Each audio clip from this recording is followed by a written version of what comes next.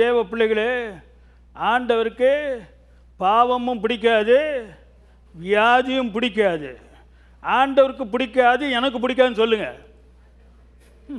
அதை சொல்லுங்க.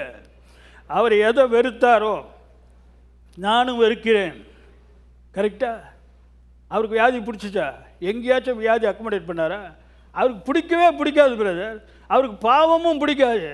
அப்போ உங்களுக்கும் பாவம் பிடிக்கக்கூடாது, வியாதியும் பிடிக்கக்கூடாது. அப்போ பாவம் உங்களை பிடிக்க வந்துச்சுன்னா விரட்டு.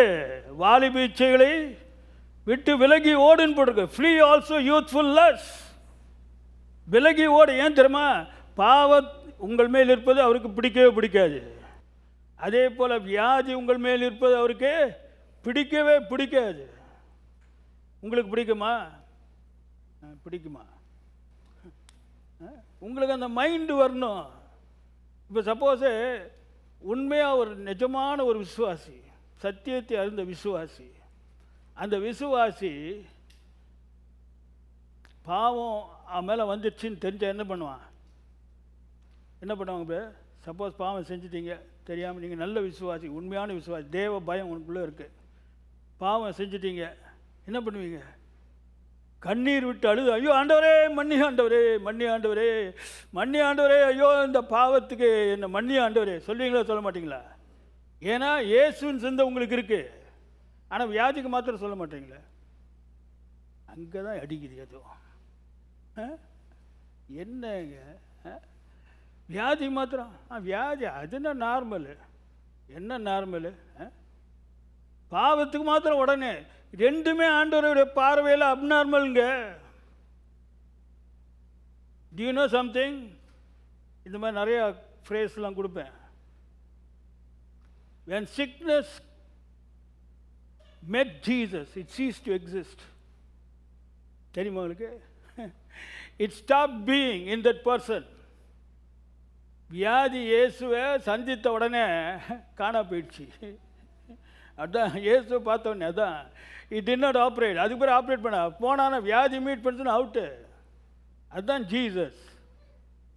இன்னைக்கு அந்த ஜீசஸ் உயிரோடு இருக்கிறார். Same Jesus is today alive. And he wants all of you to be free, not only from sin, but from sickness and also the curse. And that is why you can be free. Why will you be free from sin? Because he made you free from sin. Correct? Romans 6:18-22 பாருங்க. Being now made free from sin.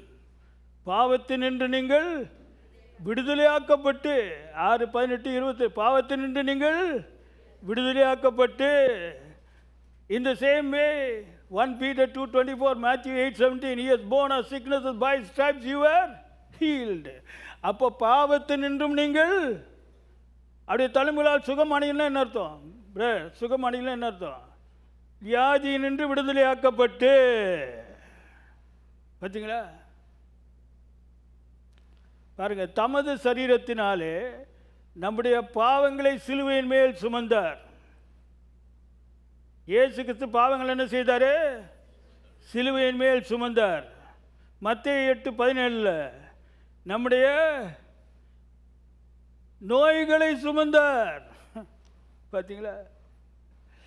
ரெண்டுமே சுமந்துட்டாருங்க. ஏன் தெரியுமா? ரெண்டுத்திலும் நீங்கள் விடுதலையோடு பாவத்திலிருந்து விடுதலைப்பட்ட வாழ்க்கை, வியாதியிலிருந்து விடுதலைப்பட்ட வாழ்க்கை. அப்போ வியாதி உங்களை விட்டு போகாதா? ஏன்னா அது தேவ சித்தம். See, 1 Peter 2:24, he bore your sins. See, who his own self bare our sins in his own body. He bore your sins. Matthew 8:17, he bore your sicknesses. Both are bore, both on the cross. Why? He wants you to be free from sin. He wants you to be free from sickness. So can you be free from sin? Can you be free from sin? Sure. Can you be free from sickness? Yes, brother. Why will you be free from sin? Because the provision has been made. செய்ய வேண்டிய காரியங்களை தேவன் செய்து விட்டார். Same way you will be free from sickness because he has made the provision. அதே போல வியாதியினின்று நீங்கள் விடுதலையோடு இருக்க முடியும். அது எவ்வளோ பெரிய வியாதியாக இருந்தாலும். இன்னைக்கு சொல்கிறேன், இதை புரிஞ்சிட்டிங்கன்னா போய் இந்த செய்தியை எல்லாத்தையும் போய் சொல்லுங்கள்.